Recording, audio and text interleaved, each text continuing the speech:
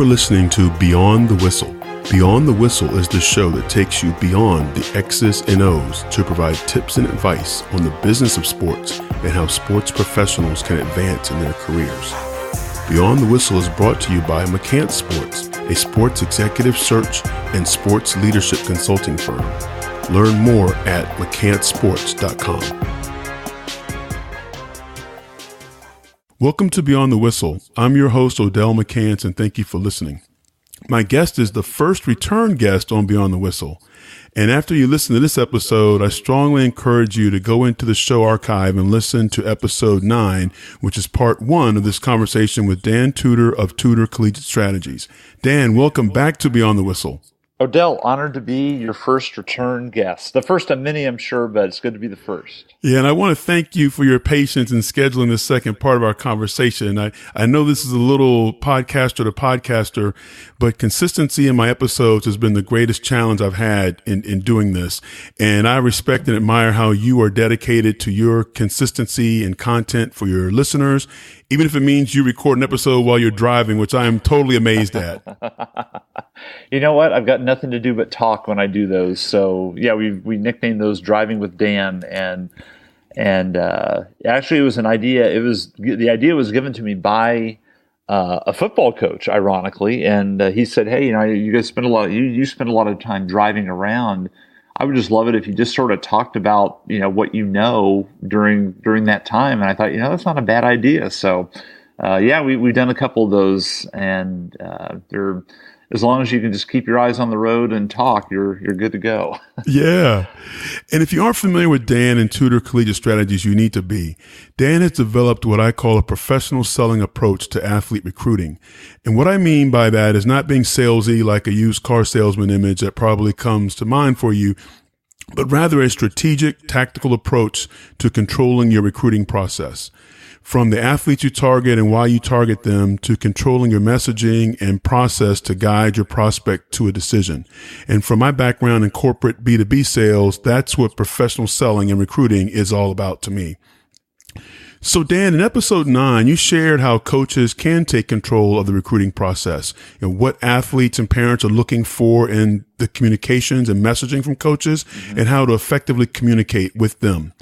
For part 2 of this conversation, let's assume we have identified our prospect. There have been positive communications back and forth. And the next step in the process we would like to achieve is we want to get the prospect and his or her parents on campus.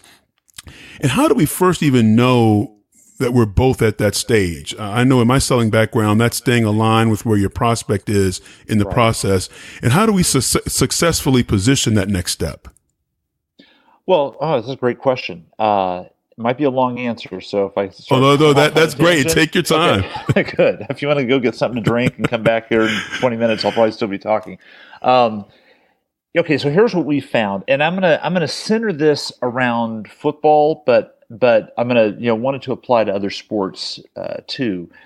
So what we find is at some point there's that excitement of getting that first initial set of contacts from a coach, and then other teams, other programs come along and start recruiting, and that's exciting. I mean, a lot of these kids, they've done camps, they've worked out, they have worked hard to get to this point of being noticed and being wanted. And so when a coach comes along and says, "Hey, here's who we are, and I think you might be a good fit," that validates everything that I've done as a football player or as an athlete up to that point. You've told me you're doing it right. Congratulations. Here's your reward. So it is, there's just, it's validation. As the process moves on, what we find happening is that energy level, that excitement starts to dissipate, starts to even out a little bit, just because you can't maintain that level of excitement forever. And it's kind of like a honeymoon, isn't it? Exactly. Well, yeah, sure. You can say that. My honeymoon is still lasting. Odell. Oh, that's great. I'm glad to hear that. Yeah, I don't know what you're talking about there, but we'll just, probably some couples are in that position of, the honeymoon dies down a little bit, but it's a very good, example because, and that. So, I'll kind of go off of that example. When you're first dating, when you have that honeymoon, you're at the peak of excitement for the rest of your life, and you don't know as many of the flaws of the other person yet, and then real life happens, and you sort of settle into that relationship. And I would want coaches to think of this as a relationship, that it can't be excitement all the time. It can't be only the good stuff. You have to start talking about reality, and you have to give them examples of why they can trust you. You have to, and the same things that you would have to do in a relationship, you have to do in a recruiting relationship. And, so to go back to your example of you're interested in them, they've responded, and now you decide you want them to come to campus, which is the next big step for a coach. I think what a coach has to realize, and we know this from our research and our study, because that's kind of at the core of what we do for college athletics, is we're the researchers, we're trying to figure out a path, and then we have to teach that path to coaches. What we know is that if you, along with 4, 5, 10 other schools, are recruiting that athlete and trying to develop the relationship with that prospect, the thing that happens on the other end of the line of back at home, back with that family, is they start asking, okay, well, why should we go visit school number 1 versus schools 2 through 9? What makes them so much better? Because I think at some point, an athlete, a family, a set of parents starts coming back to reality, which says, hey, it's great that 10 schools want you. We can't go visit 10 schools. I can't afford to go drive you around or fly you all over the country to go visit 10 schools. And so what happens is we start looking as parents in that situation for tiebreakers. We start saying, okay, look, they're all interested. That's great. Now, who really wants you? Where if we're going to pick schools, how do we do that? And most of the time, it's not based on a record. It's not based on facilities. It's not based on even location. A lot of the times, what it's based on, most of the time, is 2 key areas. Number 1, do they feel like they're getting recruited by the head coach? Does the head coach of that program know who they are? Do they feel like they're getting communicated with from the head coach? And number 2, along with the head coach, is there an offer, or is there at least the promise of a discussion of an offer? So if I'm going to come to campus, I have to know somebody influential wants me there. I'm not just coming as another kind of number to get them on campus. And I also need to know, is it going to be worth my while? What's in it for me if I come to campus? And I think the coaches still believe that kids and parents like coming to campus and seeing campus and experiencing campus. That's the way admissions departments is. Come experience campus. That's the way they would talk. And most kids don't really want to experience campus. They want to figure out, if they're an athlete, why do you want me? And is there something in it for me? And so that's the way then that they break that initial tie. So in that communication, here I'm finally, a while later getting back to answering your question, Odell. What I would do as a coach is I would make it very clear, number 1, that I as the head coach do want you. I know who you are. That assistant coach saw you and he's said nothing but great things about you. I'm excited, and that's why I'm communicating with you. That would be a huge differentiator compared to how most programs in all sports, not just football, but in all sports, how they do it. The second thing would be is that if there's going to be an offer, if you know athletically this is a kid, I don't need to watch him again. I don't need to see if he grows. Don't need to see, if his 40 time improves. I'm sold. I want him. At that point, I would start talking about the offer you're going to make him, or actually do make him the offer. Or if you're not quite there yet, then when you come to campus, we want to sit down and talk to you about what the next steps are, or how this offer might look, but we want you on campus first. That usually, those 2 things are enough where we are then moving to the point as parents, as a family, to say, okay, you know what? Even if it's not top of our list, they're going to talk about an offer. The head coach is the one talking to you, and so we should go visit that school. So that's what I would do to separate myself if I was running a program. With kids that I really wanted, I would focus on those 2 areas to get them to come to campus. I always have my sales hat on, Dan, and it sounds to me, and correct me if I'm wrong, but is it kind of like a features versus benefit conversation? Because I know in software sales, sometimes we rely on our demo. And Right. we want to show prospects the demo of our software, and where we point and click at all the features. But Right. oftentimes the prospect is agreeing to be on that demo call because they really want to find out how much is this going to cost and how can we implement it. Is that a fair comparison? Sure. No, and that's what a great example that, when you're in a traditional selling situation and you have a prospect at the other end of the line that has agreed to talk to you in the same way that this family and this athlete has agreed to communicate with you because they're interested in the possibilities. They usually have very different motivations for why they're talking to you than a coach would have. So, what you just said and the logic and intelligence behind that, I would liken it to when a coach says, here's how big our stadium is. Here's how many championships we've won in the last 20 years. Here's, and they start listing stats as proof in their mind of here's why you should pay attention to us and be valuable. I'll just back up a second that as you're doing that, coach, just understand that they have probably, in a matter of 2 minutes, been able to look up on their phone everything that they need to know about your program to get to the point where they say, okay, you know what, we should talk to them. So I think it's changed a lot in the last 10 years, especially, where a coach initially would have to come in and say, hey, we're interested in you. The kid says, I've never even heard of your school and know nothing about it. And so the coach felt obliged, and rightly so, to have to come in and say, okay, here's who we are, and we're going to list the sort of the bullet points, those features. And what I want as somebody that's on the other end listening to that software demonstration, as a business owner or parent or whatever my role of decision making is, I'm trying to solve a problem. I'm trying to fix something that I don't think is going right with my business. Or in recruiting, we're still looking. We haven't found what we're looking for, and so the answer for a coach is not to go in and say, here's our history, here's our facilities, here's how many majors we have, here's how many acres campus is. Because you know what? Everybody's saying that. And that doesn't tell me why I should choose you. Now, there is, you look at college football, there are probably 2% or 3% of all college football programs that you don't have to justify that. Your letter, your email shows up, they get a call from your cell phone, your voicemail. It's going to get returned all the time because you're at the upper echelon, and of course I would want to have that program recruiting me.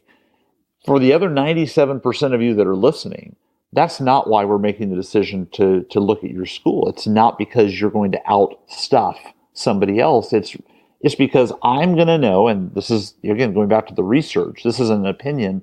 This is what we hear male athletes and specifically football players telling us is, I want to know that the head coach is recruiting me, that the head coach knows who I am, and are they talking about an offer, or have they made an offer? That, in my mind, then justifies why I should go visit the campus. And so it does come down to, instead of the list of features that your product has, your school, your program, it really comes down to how does it match with me.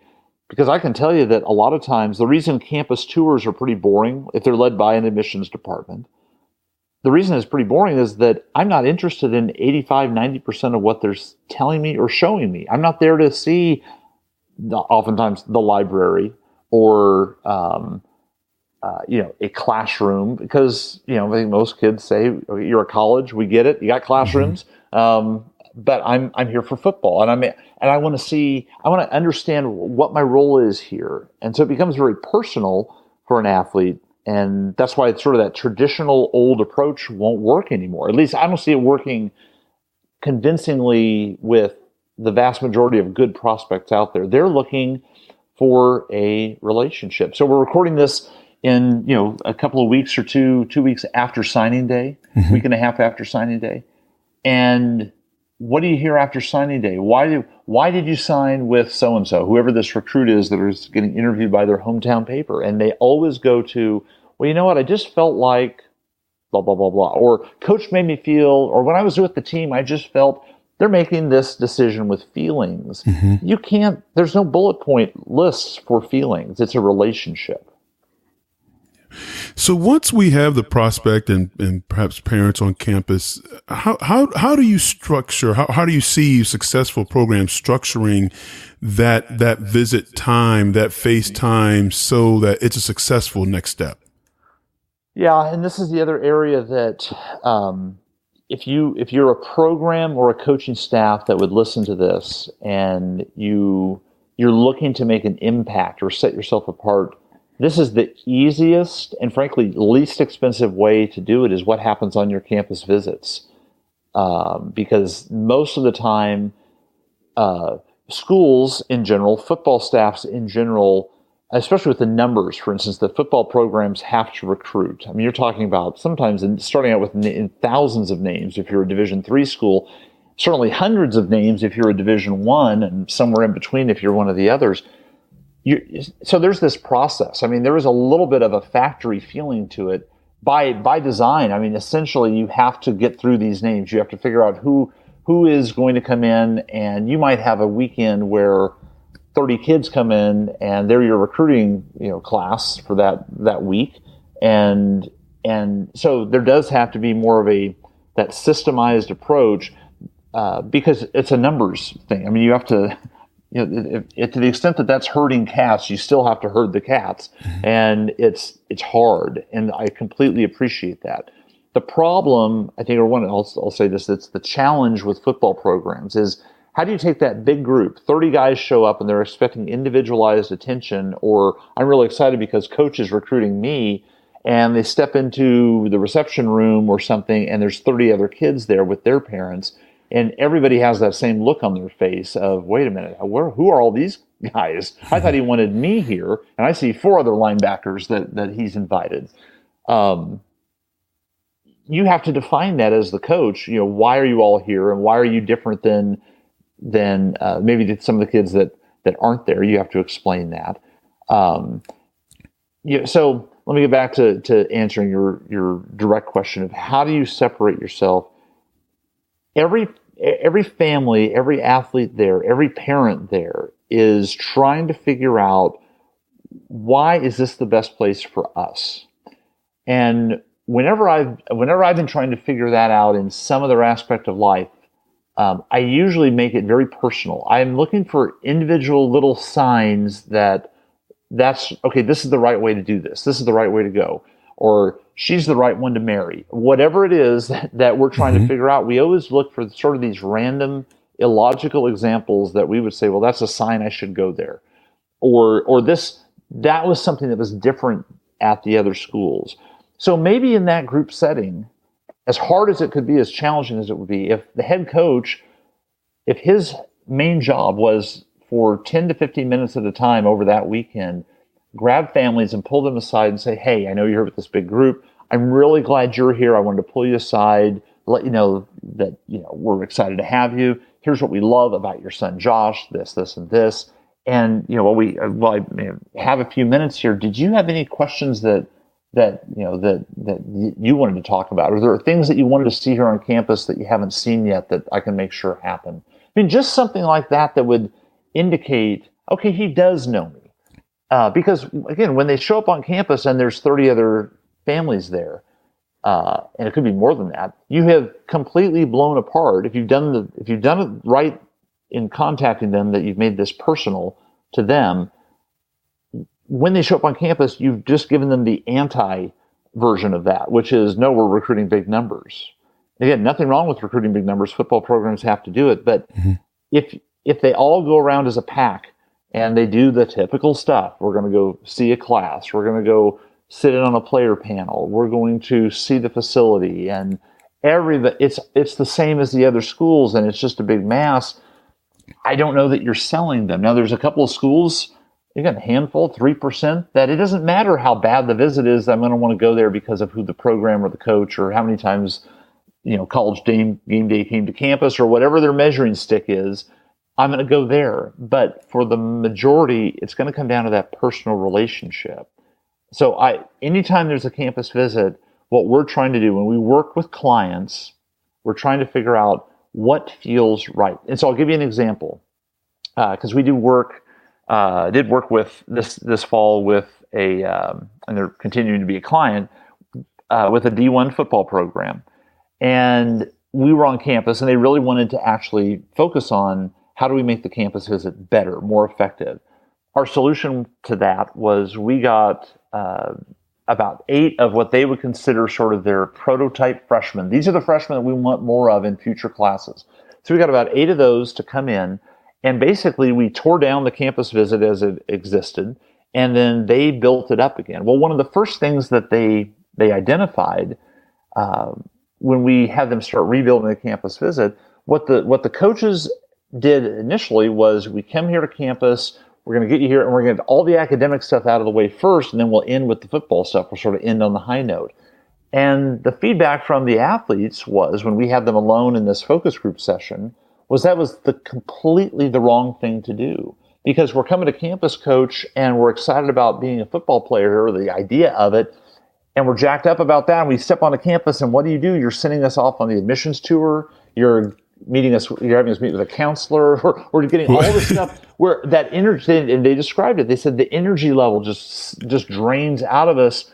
And, and so their comment was, tell the coaches, the academics, okay, it checks that box, we're good there. We're here for football, and we want to understand what's it like to be a football player here. And so when they recreated the visit, they put the football stuff first, because that's what they're wanting. That's the thing they're chomping at the bit to see. And this fall, up until the time that we're doing this podcast, the visits that they've had on campus have been much more effective. So there's a little thing of switching around when something happens to better match their emotions has had a big payoff for that program that we work with. I can only imagine how much of a letdown that is. You're right. And an energy suck, drain, by showing a 17, 18-year-old, young man or woman, you have the admissions office, in a lab first. Yeah. No, and it is. And it's, again, but I think we as adults, and I'm putting coaches, you and I, and everybody that would sort of look at this and say, okay, how should they choose a college? Well, they should choose a college based on the academics, and we want to look smart. And so I will say we screw it up. We really mess with, we don't look at it realistically. I think what we do is we suspend the way that we know we selected the school and how we did it. And now we look and say, well, that was sort of dumb. Here's the way it should be done. And we invent this artificial process of walking around campus and meeting with different people that you'll never see again as the way to choose a college. And what we hear kids and parents telling us all the time is that's completely the wrong way to do it. And so, again, the programs that we've been able to work with to tweak that, all of a sudden see this immediate response that is way better than what they had before. And as I'm talking, this morning, earlier today, I talked with a lacrosse client of ours, and at the Division II school, and he came in first year. Before he made some of these changes, he had a class of 6, which was not enough. This year, he had a class of 13, a lot of them really good athletes, and he got done sooner, only because he tweaked the approach and matched more of what they wanted. After we were able to determine what that was. And so a coach out there that's listening to this, I guess my bottom line message is, please stop doing it the way that you've always done it, and understand that these kids are looking for what makes you different. So how is your campus visit different than the last staff that you worked for? I know you're on a different campus. That doesn't count. I'm talking procedurally during the day or overnight, however you're doing this. How are you presenting yourself and giving them evidence that you're different and more interested in them personally? If you can answer that question, then the components of the visit don't really matter. To me, it's that the impact and the emotional tie is getting strengthened. So, Dan, it's been a long time since I've been on a college campus visit as a recruited athlete or anything. How do you see the dynamic being different in an unofficial visit versus an official visit? Yeah, great question. Well, I mean, first, you mentioned that you haven't been on a campus tour or on a campus for a while. It is shocking to me the number of football coaches, number of college coaches in general, that have never been on their own school's admissions tour. They've never done the campus tour with admissions. And they're sending these kids off to do the tour, and they've never been on it themselves. I would recommend, if you're listening to this and you're a college coach and you've never taken the time to join admissions on a tour, please do that immediately. Because, first of all, on the positive side, you might learn something about your school that you didn't know. You'll understand when you send these families off what they're going to hear. And by the way, point number 3, sometimes what they're hearing is not good when it comes to your program or athletics in general. I've done about 100 campus tours in my life. I stopped at 100 because they basically were all the same. One of the things that disturbs me, and it probably happened 10 to 15% of the time, and on D1 campuses to D3, NAIA Division II across the board, I would hear a non-athlete leading the tour, and here's athletes that are on the tour with their parents, say something to the effect of, you know what, sports aren't really big here. Nobody really cares about that, that stadium or that team. It's just not a big deal here, so I'm not even going to show you that. Now, let's just say you were a football player and you were excited or thought that school might be interesting to you, and that's why you made the trip. But now you hear a real-life comment from one of your peers tell you, sports isn't really a big deal here, we just don't care, they're not very good, or whatever. Am I going to come to that school, Odell? No, absolutely not. So understand, coach, the reason I want you to know what happens on your admissions tour that you're sending these football players on, because all the hard work, all the scouting that you've done, all the convincing you did to finally get that family to come to campus can be completely blown apart in the matter of 3 or 4 seconds by a random kid who they happen to overhear that they're going to listen to and pay attention to and value, because that's real life. You're trying to sell me on this, coach, but I just heard the truth from this kid that told me that that sports aren't a big deal at this school and they don't care about the football program. And that happens, I'd say, about 10 to 15% of the visits. I hear a negative comment about sports, or nobody cares about sports here, or nobody goes to the games. If I hear that as an athlete, I'm done. There's nothing that you can tell me now, coach, because you've just confirmed my suspicion that that's why I should say no to your school. Yeah, that's fatal if the messaging is not consistent. It may come from a different place, such as an admissions representative or professor, but if it's not consistent, that's totally fatal. Right. And so listen, I mean, again, if I were knowing what I know and hearing what I've heard, if I were the head coach of a football program, first of all, I would try to meet with and be with every single recruit that came onto campus. And if the reaction was, or I started feeling like, wow, I'm meeting with a lot of recruits, why do I meet with them? We don't want them. Then why are we recruiting them? Let's only recruit the better kids. And if they're, but coach, we need numbers. Okay, well then I need to devote myself. If that's the core requirement for the program, I need to make sure they understand that the head coach is recruiting them and knows who they are. I would also make sure a football coach led the tour of campus. I personally would not give that up over to admissions. Now, sure, there's a lot of D3 and NAIA coaches, even some D2 and D1s that just heard that and said, yeah, easy for you to say, Dan, you're not on our campus. We're required to have them go and take the campus tour. That's what admissions wants. Okay, I've heard that, and I've talked to admissions departments about that.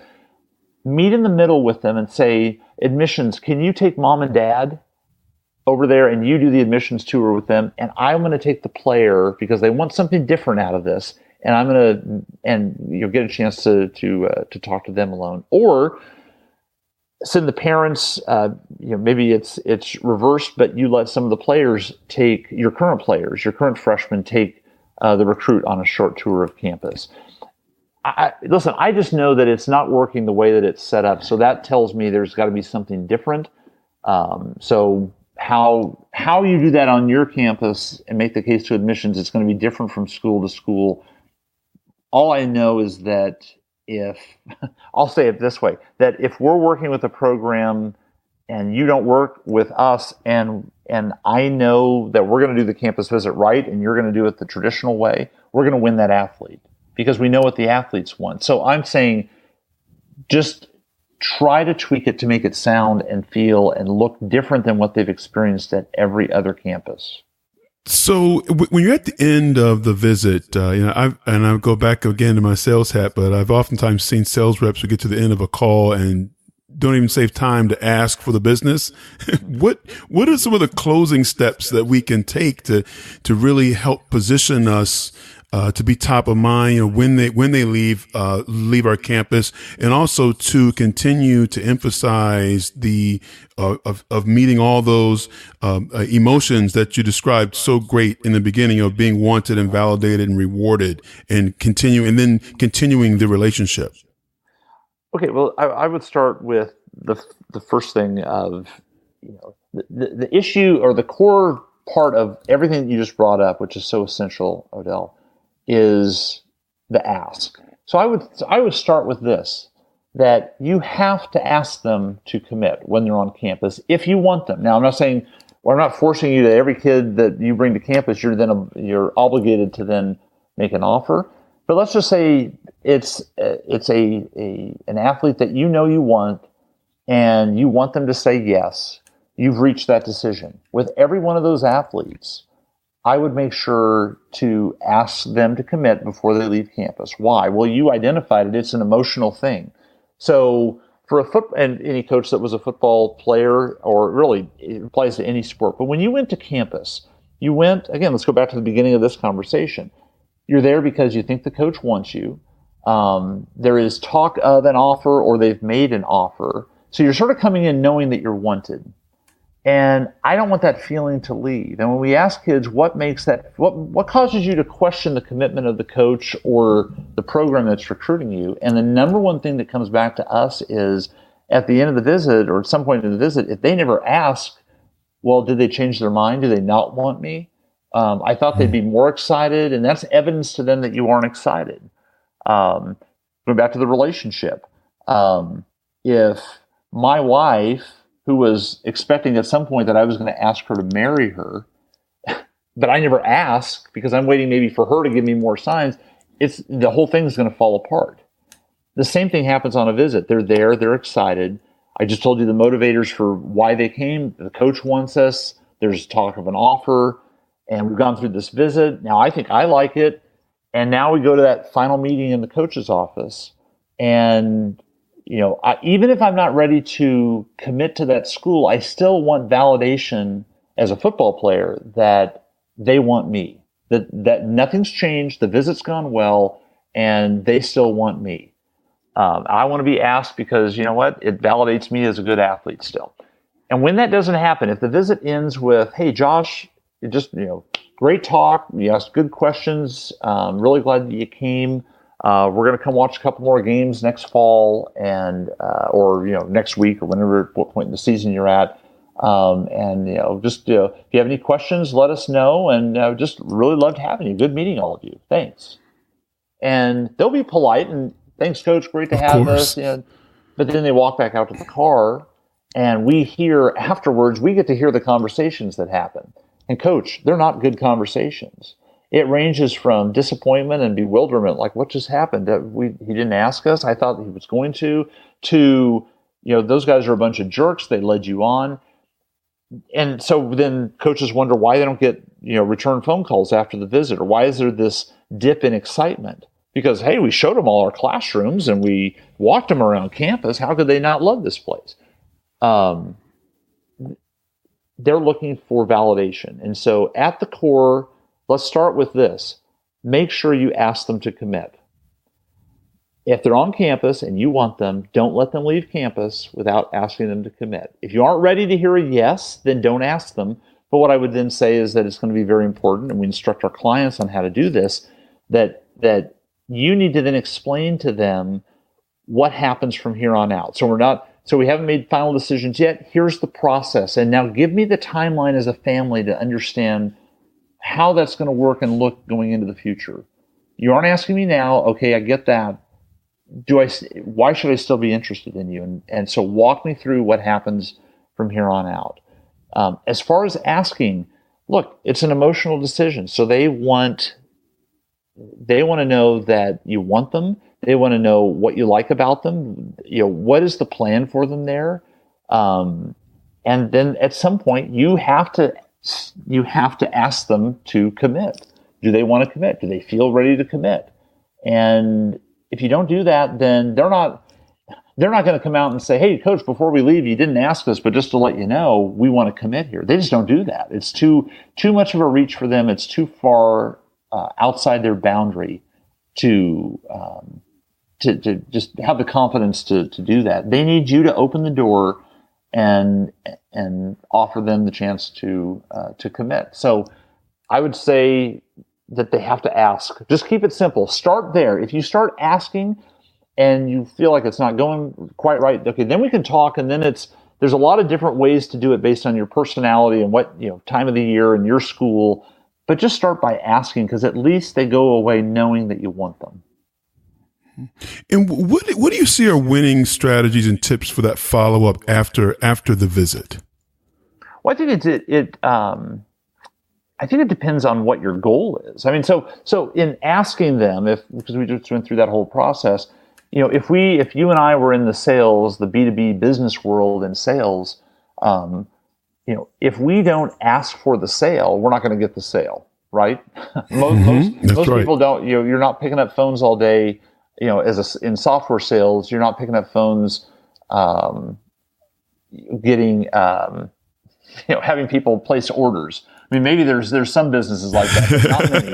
No. The higher dollar software sales, they want to be led. We all want to be led to the point where we feel ready to trust you and to sell. But at some point, you have to ask for that commitment. You have to ask for the sale. Yeah. What really helped me in my career was you're not waiting until we've done proposals and negotiation of terms to find out if we're a fit or not, but asking that, what you're saying here, asking that question, based on what you've seen today or what we've discussed today, how do you see us partnering? Because we're still going to do all that other stuff, right. But at this point, where do you see us as a partner?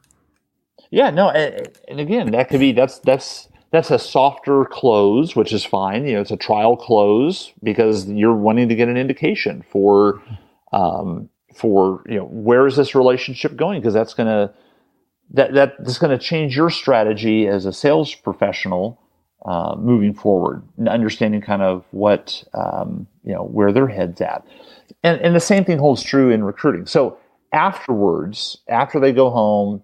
And let's say you did ask and they said, not yet, coach, still got other schools to look at, or whatever the case may be. Your job, I think, you start moving from having to sell the school and that being the priority. And it really it starts going into understanding the process for how they're going to make their decision. I could make the case that, so you've been communicating with them, you went and watched their games, they came to campus, you're going to watch more games. What more do they need to know about your school? What more is there to tell about your school? And the answer is not much. And so at some point then it switches from a priority of selling, and I don't think you should ever stop selling your school, but in your program. But I do think it moves into this area of saying, okay, now how are you going to make your decision? What are the big factors for you and how you make your decision? Who's helping you make that? And so what is dad saying behind the scenes? Or when you went to that other school, what did you like about them better? I mean, any additional information, what I tell coaches is that you should picture yourself towards the end of the process or the last third of the process, that you're like a late night talk show host. And your job, if you have that prospect on your couch, you have to get them to open up and tell you stories. Your job is not to tell them stuff and have them listen. Your job is to get them to open up and get them to tell things. And if you can do that after the visit, that's usually when you'll start hearing, well, hey, coach, we'd like to visit, but not quite sure about that, your business program. Or I'm not quite sure, it took so long. It took a lot longer to get to campus than my dad thought it would. And, he's worried about missing games on Saturdays because he's got to he gets off work, has to work a morning shift or whatever the reasoning is. You'll start hearing more of those things, but you have to ask, because again, this generation and their parents do not offer up information about where they're leaning unless you ask them. Proof of that is on signing day, which I think we made fun of a little bit in our first visit, in our first podcast, is that, look at what football has turned into on signing day. It's going live around the country to gymnasiums, and there's one kid and their family with 3 or 4 hats on the table, and they've kept every program at, waiting. They haven't done anything until the very last second when they put the hat on. And so, and at first, I have a problem with that as a side note, that football coaches have allowed it to get to that point where the kid and the family is completely in control. But these kids, they keep it close to the vest if you don't ask them. And again, since I brought up signing day on TV, there was the prospect that whose mom was dressed up in Tennessee gear next to him, and he chose Florida. And mom, as he's putting the hat on, gets up and walks away from the table because apparently she thought he was going to pick Tennessee, and he picked Florida instead. So they aren't communicating with each other very much. Why should we expect them to communicate with you? You have to lead that conversation, Coach. Yeah, I felt sad for that young man, but Dan, I also asked the question: how did it get to the point that people in my family, parents, are showing up to my signing day announcement wearing anything from any school?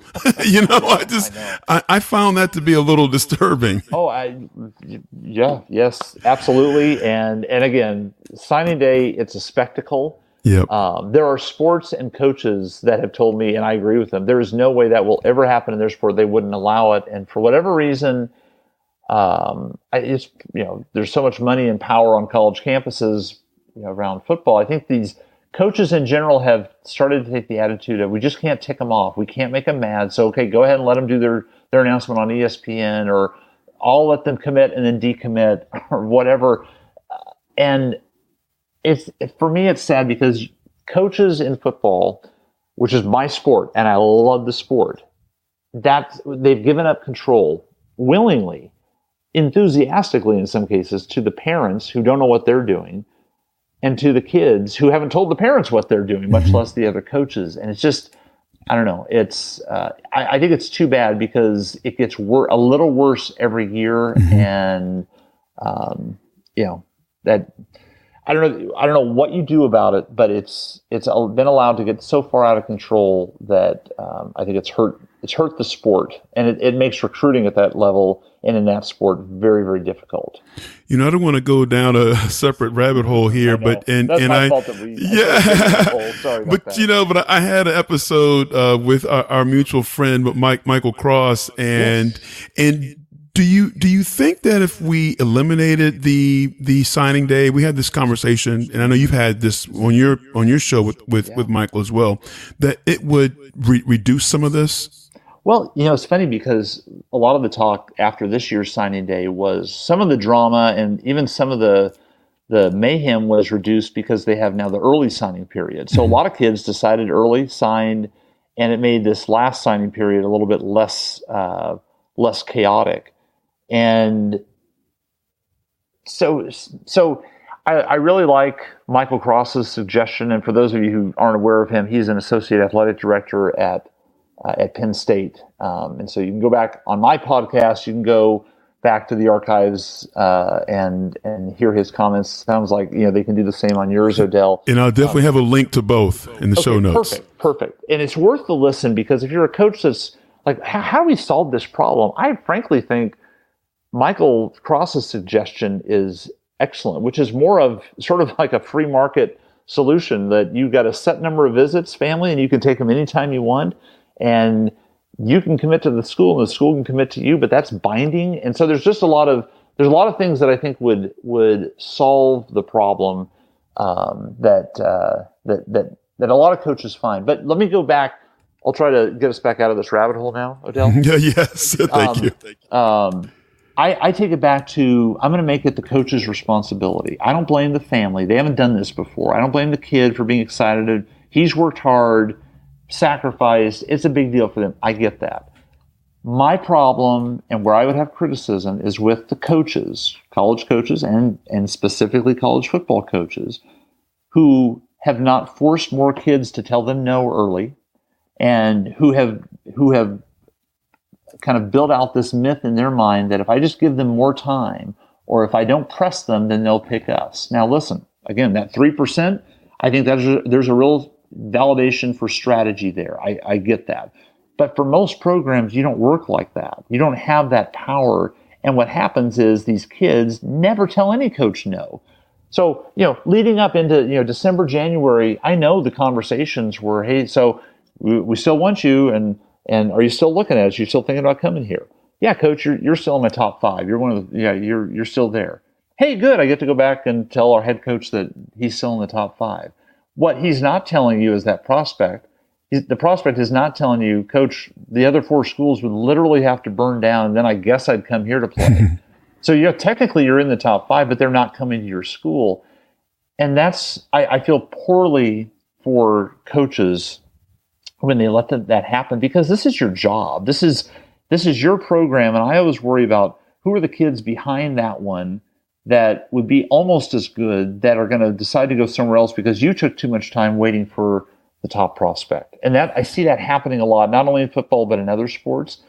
So our emphasis in any work that we do, in anybody that will listen to me, any coach, I'm preaching to them, please take control. Be fair, but set fair but firm deadlines. There is a process that you can walk these athletes through that works and that they will adhere to.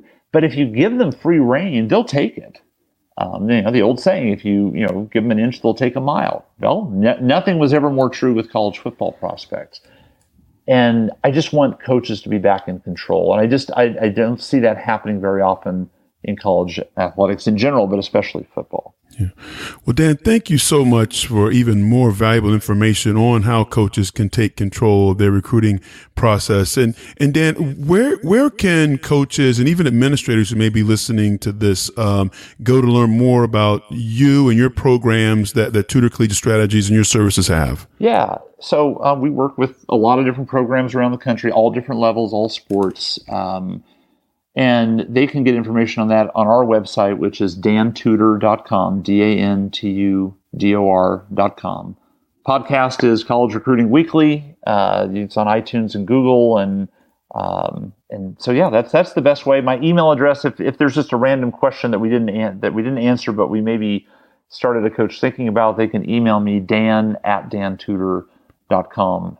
And just one more quick thing, Odell, that as your first second-time guest, let me make a pitch for number 3, because you've taken this from before the visit to now. We talked a lot about the visit and the ask. Let's say you get a yes. I think our third conversation down the road should be, how do we get them to stay committed? Because in college football, it's, every day coaches are checking social media to find out, did we get a decommit? Or have we opened the process back up, and it's nearing epidemic proportions that really now the commitment, or, yeah, coach, I'm verbally committing there, and I'm even going to announce it on social media, really doesn't mean much.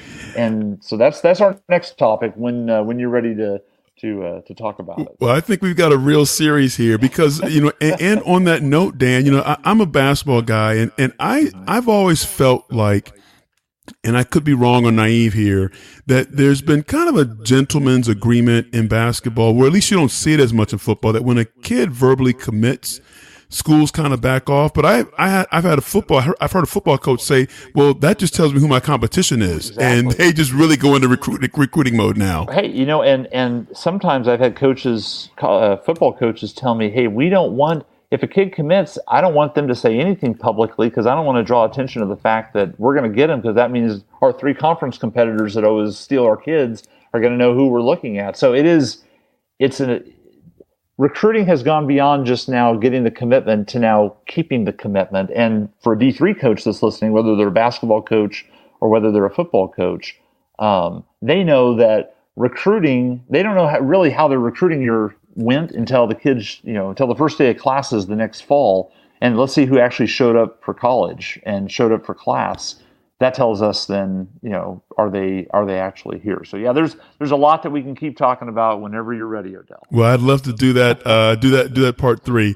And then I also know that you recently released information on your 2018 National Collegiate Recruiting Conference. And can you share those details with us? So what that is, and there's information on the website at dantudor.com, but that's basically a place where if you're a football or basketball coach, you can come and it's for 3 days and you're with 100 to 200 other college coaches from all different sports, all over the place, all different levels.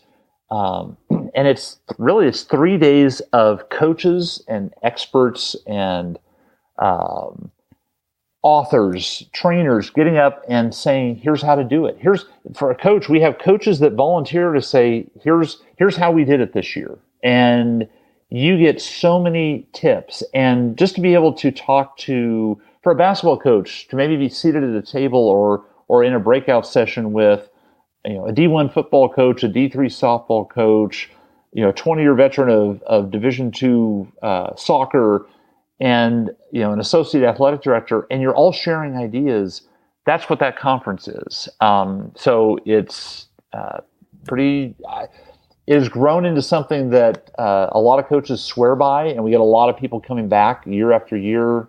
And I would love to have that. So it's at Boston University. They're the ones hosting it. It was at Duke University last year. It's at Boston University this year, July 17th through the 19th, 2018. And if you happen to be listening to this podcast and it's after that date, then we always announce ahead of time where we're going to have it the following summer. So it's a great way to kick off kind of a coach's recruiting year with new techniques, tips, and frankly, resources and networking from other coaches that they can bounce questions off of that they might not want to either within their school or, with their other friends, within the same sport. So it's a great resource. And I think it's a great opportunity for coaches to step out of their sport and learn some best practices and techniques that have worked in other sports. Yeah. It's really the only place where you can go, because you can't do certainly at a football convention, you can't do this. You can't really at the basketball conventions ask other coaches. So hey, how'd you get that great class? What are your secrets? Because they don't even do that. The X's and O's sessions that they do, they'll teach you about 40% of a play, and they're keeping the other 60% for when they have to play you. Right. Eventually. So this is where they just open up, and it's 3 days of kind of it's a ceasefire. Everybody goes in, they share their ideas, and they leave, and they compete against each other. But it's just turned into this very unique thing. So great. We'll have anybody interested. We'd love to have them there. Great. We'll have a link to that registration in the show notes as well. Dan, thank you again for being a guest and a return guest on Beyond the Whistle. Yeah. Hey, I'm gonna start lobbying for number 3. We're gonna be the New England Patriots of your podcast, Odell. We're just gonna keep coming back and hopefully giving championship information. We're gonna do it. Thank you. All right. Thanks.